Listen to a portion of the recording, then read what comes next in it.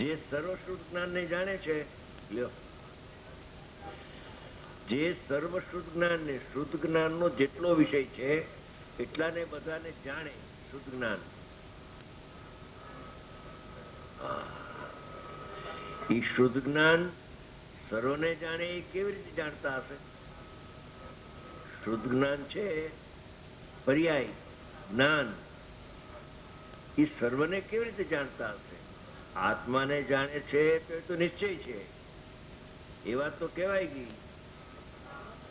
હવે સર્વને જાણે એ વ્યવહાર છે, તો સર્વને તો કેવડી ભગવાન જાણે. એ જેટલું કેવડી જાણે એટલું શુદ્ધ જ્ઞાની જાણે. એટલે સાંભળ,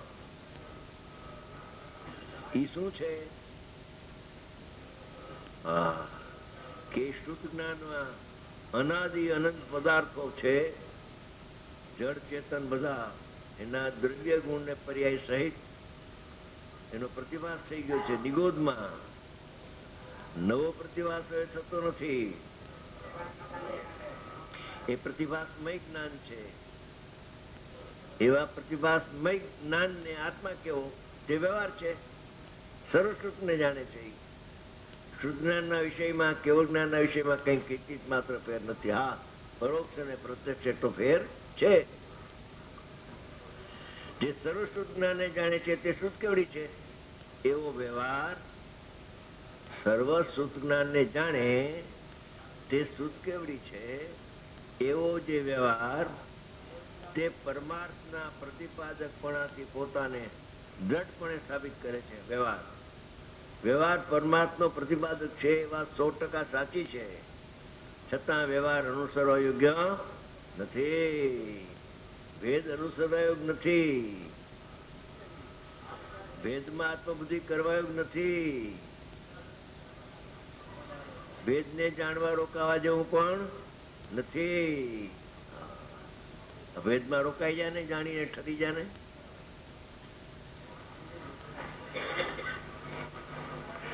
આ 9-10 ગાથા પૂરી થઈ. હવે વિચાર આવે છે 13 ગાથા લેવાનો. 13 ગાથા લેવાનો વિચાર કેમ આવ્યો? કે 11મી ગાથામાં એમ કહ્યું કે ભૂતાર્થ ને આશરે સમ્યક દર્શન થાય. અભૂતાર્થ જે પદાર્થ છે, પર્યાયો વ્યવહાર, એ બધું અભૂતાર્થ છે. ભૂતાર્થ ને આશરે સમ્યક દર્શન થાય છે. વ્યવહાર અભૂતાર્થ એને આશરે સમ્યક દર્શન થતું નથી. પર્યાય ને આશરે સમ્યક દર્શન થતો નથી.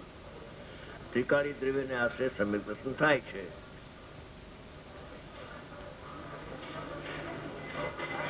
વ્યવહાર નહીં અભૂતાર્થ દર્શિત, શુદ્ધ નહીં ભૂતાર્થ છે. ભૂતાર્થ આશ્રિત જીવ સુદ્રષ્ટિ નિશ્ચય હોય છે. ભૂતાર્થ ને આશ્રય જીવ સમ્યક દર્શન પામે છે. ભૂતાર્થ ને આશ્રય એમ વાત કરી. હવે 13મી ગાથામાં છે તો સમ્યક દર્શન ની ગાથા, પણ ત્યાં પણ અંદરમાં તો આવશે ભૂતાર્થ નથી, આત્માનો આશ્રય કરો. પણ બહુ અલૌકિક વાત તે કપૂરવત આમાં ફરી છે. ગુરુદેવ પધાર્યા ગવટી. આ ગવટી વાળા બેઠા છે, નેમિચંદભાઈ. ત્યાં ઉત્તમ સિદ્ધાંત શાસ્ત્રી પણ આવ્યા હતા. હું પણ ગયો હતો. ઉત્તમ સિદ્ધાંત શાસ્ત્રીને એમ કહ્યું, મેં પૂછ્યું, મેં કહ્યું પંડિતજી, મેં તો બહુ શાસ્ત્રો વાંચ્યા નથી, તમે તો ઘણા શાસ્ત્રો વાંચેલા છે, અભ્યાસ છે તમે.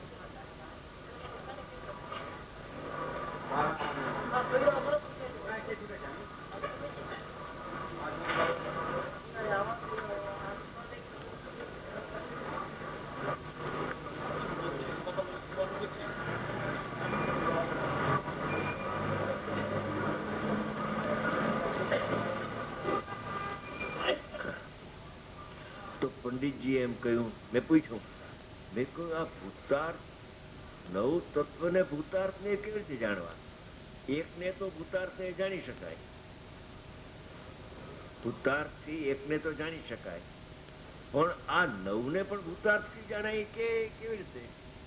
દેખો આ વાત આ 13મી ગાથામાં છે, એવી કોઈ જગ્યાએ બીજી જગ્યાએ છે કે નહીં લાલચંદભાઈ? કોઈ જગ્યાએ નહીં, એક ફક્ત સમયસારમાં હે. નવ તત્વને ભૂતાર્થ નહીંથી જાણો, એનો અર્થ અભૂતાર્થ નહીંથી, વ્યવહાર નહીંથી નવ તત્વને જાણતા જાણતા જાણતા અનંતકાળ ગયો. વ્યવહાર નહીંથી નવ તત્વને જાણ્યા એટલે પર્યાયને સાપેક્ષથી જાણ્યું, પણ પર્યાયને નિરપેક્ષથી જાણ્યું નથી. ક્યાંય ને ક્યાંય સંબંધ રાખ્યો, આત્માથી સંબંધ ને કર્મથી સંબંધ.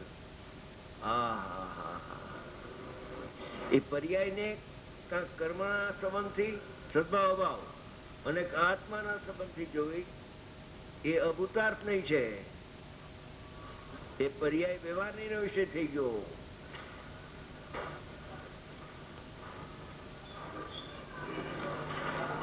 માટે એ કપૂરો વાત આમાં કરે છે. પર્યાય સત અહેતુક છે સિદ્ધ કરવું છે, અને નવમાં છુપાયેલી આત્મજ્યોતિ કાઢો. પણ જો ભૂતાર્થ ને નવને જાણતો, વ્યવહાર ને નવને જાણતા તને દ્રવ્ય હાથમાં નહીં આવે. એમ છે, પર્યાય ને ભૂતાર્થ ને જાણતા દ્રવ્યના દર્શન થાય. દ્રવ્ય ને ભૂતાર્થ ને જાણે તો દ્રવ્યના દર્શન થાય. આ તો સમયસાર છે. હે ગ્રંથાધિરાજ, તારામાં ભાવો બ્રહ્માંડના ભેરા.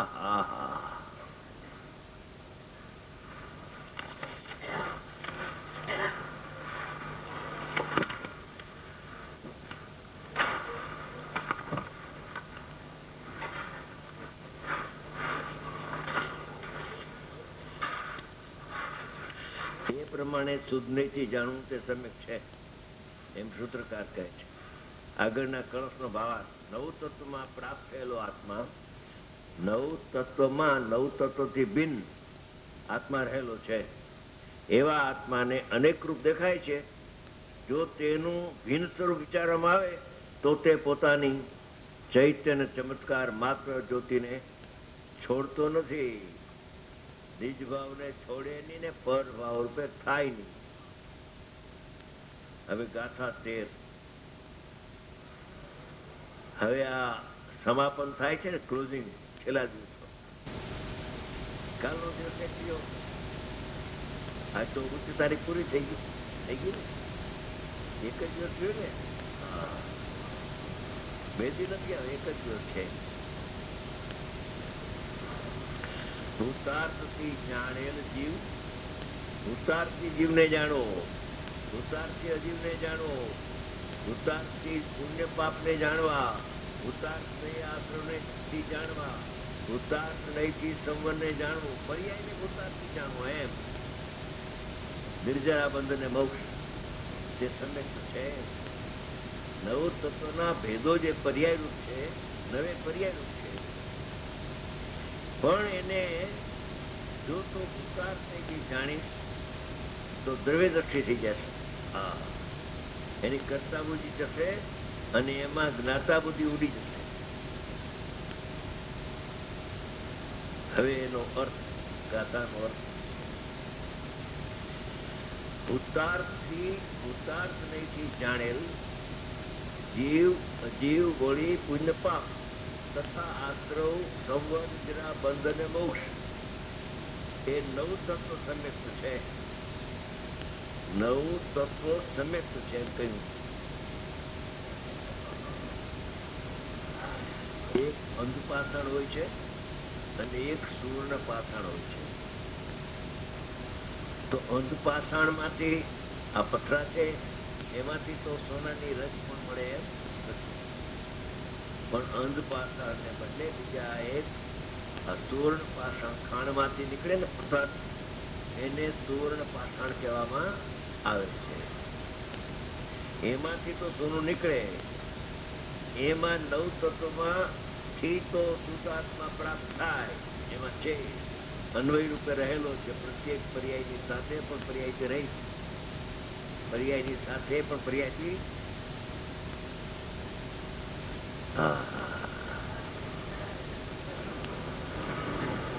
ટીકાય નહીં. આ જીવ આદિ નવ તત્વો, પેલો તત્વ છે જીવનો. એ જીવમાં જીવ છુપાયેલો છે. ઈ શું? જીવમાં જીવ છુપાયેલો છે. વ્યવહાર જીવ 10 પ્રકારના પ્રાણથી જીવ છે. વ્યવહાર જીવ કહેવાય. 5 ઇન્દ્રિય પ્રાણ, મન, વચન ને કયા, શ્વાસોશ્વાસ ને આયુ. એ 10 પ્રકારના પ્રાણ છે ને, એ વ્યવહાર જીવ છે. અને વ્યવહાર જીવની સાથે અન્વયરૂપ જે સામાન્ય જીવ છે તે ખરો જીવ છે, પરમાર જીવ છે. કે છે કે જીવને પણ ભૂતાર્થને જાણ. એ 10 પ્રકારના પ્રાણ છે એ વ્યવહાર જીવ છે, એને જીવ ન માન. જીવમાં જીવ રહેલો છે. પછી પુણ્ય પાપમાં જીવ રહેલો છે આવશે. આ તો જીવની પર્યાય જે છે 10 પ્રકારની, એમાં છુપાયેલી આત્મજ્યોતિ છે. એ તો 10 પ્રકારના પ્રાણ ને વ્યવહાર નહીં, જે જીવ કહે છે વ્યવહાર નહીં, સતતપણે 10 પ્રકારના પ્રાણ થી જીવ જીવે છે, જીવ કહેવાય. એમાં આવે, ઘણી જગ્યાએ આવે તો કહે છે કે ખરેખર જીવ નથી. અભૂતાર્થ નહીં, વ્યવહાર નહીં, તેને જીવ કહેવામાં આવે છે. અભૂતાર્થ છે. હવે અજીવ બીજો શબ્દ આવ્યો, અજીવ. અજીવને પણ અભૂતાર્થ ની રીતે જાણ્યો કે આ શરીર છે તે જીવ છે ઇત્યાદિ, અથવા અજીવ છે એવો વિકલ્પ. અજીવના લક્ષ્ય જે વિકલ્પ થાય એ પણ અજીવ છે, પણ એને તો ભૂતાર્થની જાણ. એટલે કે એ વિકલ્પ છોડીને એ વિકલ્પની સાથે સાથે રહેલો સામાન્ય અન્વયરૂપ આત્મા, એને જાણને આ 10 પ્રકારના પ્રાણ છે એ જીવના છે ને કર્મના છે ને એ સાપેક્ષપણું છોડી દે. હવે એ 10 પ્રકારના પ્રાણ પણ સમયવર્તી હોવાથી દપ છે. સાપેક્ષ પરિણામને સાપેક્ષ ન જોવું. સાપેક્ષ જોવું તે વ્યવહાર નહીં છે, અને નિરપેક્ષ જોવું તે નિશ્ચય નહીં છે. પ્રત્યેક પર્યાય સત સહેતુક કહે ત્યારે પણ અહેતુક રહેલી છે.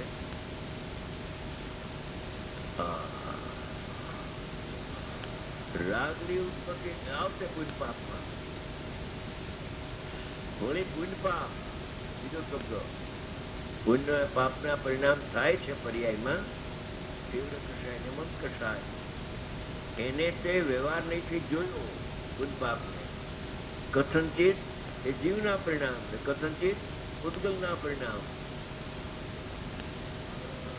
એમ તે જીવ સાપેક્ષથી પણ જોત, કોઈ વખતે કર્મ સાપેક્ષથી પણ જોત. એવું તો તે અનંત કાળથી અનંતવાર થયું.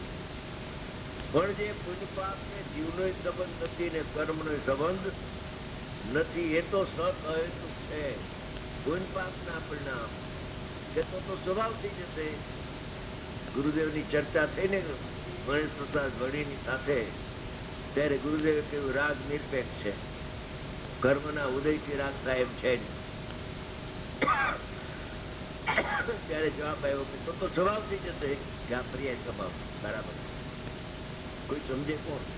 પર્યાય સ્વભાવ. પર્યાય સ્વભાવથી પર્યાયમાં રાગ થાય છે. જીવથી પણ નહીં ને કર્મથી પણ.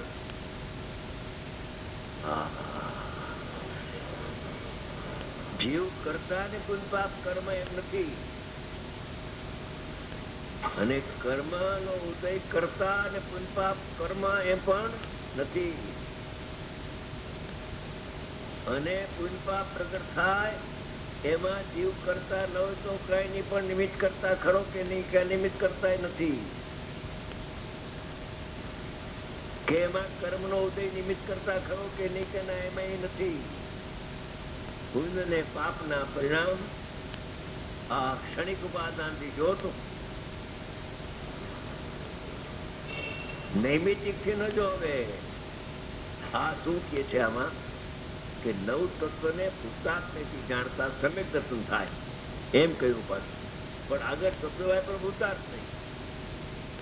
તત્વાર્થ સૂત્રમાં છે એ પણ એક વચન લગાડ્યું છે એટલે એવા ભૂતાર્થ ને આવી ગયું.